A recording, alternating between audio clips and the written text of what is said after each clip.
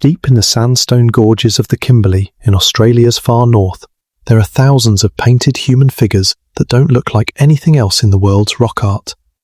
Slender, elegant, wearing elaborate headdresses, tassels and sashes, painted with a level of fine detail that seems almost impossible for a brush made from plant fibre and ochre.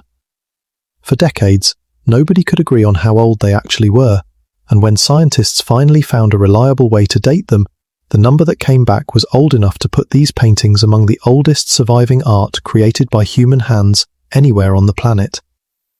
This is Gwion Gwion rock art, also known as Bradshaw art, and the fight over how old it is and who gets to say who painted it turned into one of the more uncomfortable chapters in Australian archaeology. Let's start with what makes this art so visually different, because that difference is exactly what set off decades of argument. The Kimberley region holds some of the densest concentrations of ancient rock art anywhere on Earth, with multiple distinct styles layered on top of each other across tens of thousands of years. But Gwion Gwion figures stand out immediately, even to someone with no background in archaeology. Where much of Australia's rock art uses bold, simplified figures, Gwion Gwion paintings show slender human forms with narrow waists, elaborate multi-pointed headdresses, tasselled armbands, and what look like ceremonial sashes or skirts, all rendered with fine line work that requires genuine artistic control. Some figures appear to be in motion, mid-stride, mid-dance, carrying boomerangs or long multi-barbed spears. The level of detail is fine enough that art historians have spent decades studying the technique alone. Here's where it gets strange. For most of the 20th century, nobody had a reliable way to date these paintings directly. Ochre pigment, the iron oxide-based paint used across most Aboriginal rock art in Australia, doesn't contain organic material, which means standard radiocarbon dating simply doesn't work on it. Researchers were stuck estimating age based on indirect evidence, how weathered a painting looked, what other artwork had been painted over or under it, and how deeply it had been absorbed into the rock surface itself. That left a lot of room for guesswork, and for decades, age estimates for Gwion Gwion art ranged wildly, from a few thousand years to tens of thousands, depending entirely on who you asked. Then, in the early 2000s, researchers found a workaround that changed everything. Mud wasps, small insects common across northern Australia, build nests directly onto rock surfaces, including, in a number of cases, directly on top of existing rock art. Unlike ochre pigment, these mud wasp nests do contain trace organic material, which means they can be radiocarbon dated with reasonable precision. If a wasp nest sits directly on top of a painting, that painting has to be at least as old as the nest itself, giving researchers a genuine minimum age rather than a rough guess. Using this method, researchers dated wasp nests overlying Gwion Gwion paintings to a minimum of roughly 17,000 to 17,500 years old, with some analysis suggesting certain figures could be considerably older still, potentially reaching back 20,000 years or more. To put that in perspective, that places some of this artwork as contemporary with, or older than, the famous painted caves of Lascaux and Chauvet in France, two of the most celebrated ancient art sites on Earth. Most people outside Australia have never heard of Gwion Gwion art. Fewer still realise it may be just as old, or older, than the cave paintings that show up in nearly every world history textbook as the definitive example of humanity's earliest creative expression. So if the dating question was eventually solved, at least to a reasonable minimum, why did this become one of the more uncomfortable controversies in Australian archaeology? This is where the story turns genuinely difficult. Starting in the 1990s, a researcher named Graham Walsh, who spent decades documenting Gwion Gwion sites in extraordinary detail, began publicly promoting a theory that the art's unusually fine, elegant style meant it couldn't have been created by the ancestors of the Aboriginal people currently living in the region, suggesting instead that it might have been the work of an entirely separate, earlier population that had since vanished or been displaced.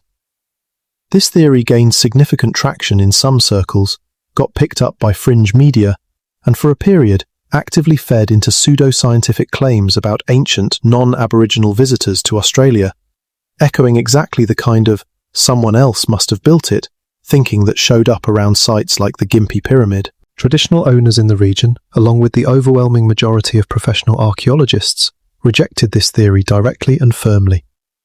Aboriginal knowledge holders in the Kimberley have consistently identified the Gwion Gwion figures as the work of ancestral Aboriginal artists, tied to specific cultural knowledge, songlines, and creation stories that long predate any Western academic debate about the painting's age or authorship.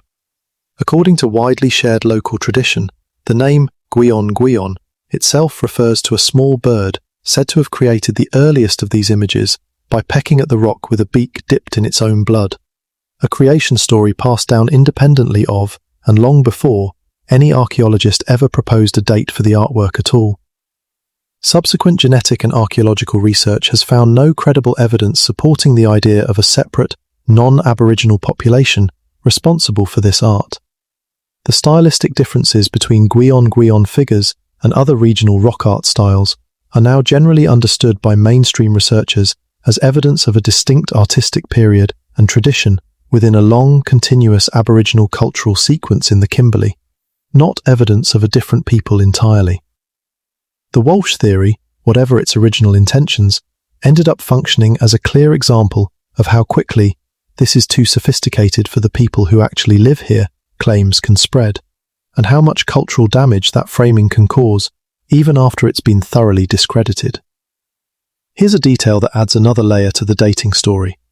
Because Gwion Gwion sites in the Kimberley show multiple layers of rock art painted over each other across enormous stretches of time, researchers have been able to build what's sometimes called a rock art sequence, a relative timeline based on which styles were painted over which.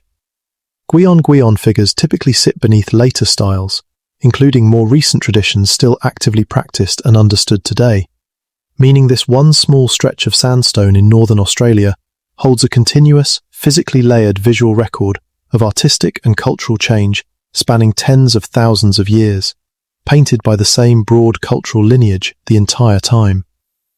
The Kimberley's remoteness has genuinely helped preserve this record. Many Gwion Gwion sites sit in deep sandstone gorges and rock shelters, accessible only by helicopter or difficult overland travel, which has limited both damage from tourism and, for a long time, limited how thoroughly the sites could even be surveyed and documented by researchers.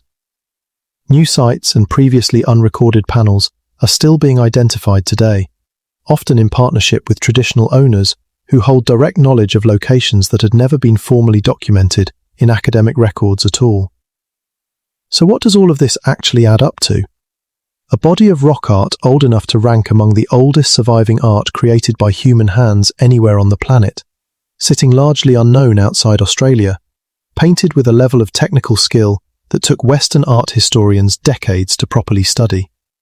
A dating breakthrough that came not from the paintings themselves, but from insects that happened to build nests on top of them centuries or millennia later. A serious, sustained academic controversy that tried and ultimately failed to separate this art from the Aboriginal people whose ancestors actually created it. A theory rejected by both the overwhelming scientific consensus and by the traditional owners who never stopped knowing exactly whose story this art was telling. And underneath all of it, a landscape in the Kimberley that holds one of the longest, most continuously layered visual records of human creativity anywhere on Earth, in a language of image and symbol that was never lost, never fully explained by an outsider, and never actually needed to be. And maybe that's the real story here. Not a mystery about who painted these figures. That question was never actually open. Just a reminder of how long it can take the rest of the world to catch up to something that was never actually hidden. Just waiting, in plain sight, on sandstone walls, for someone to finally take the answer seriously.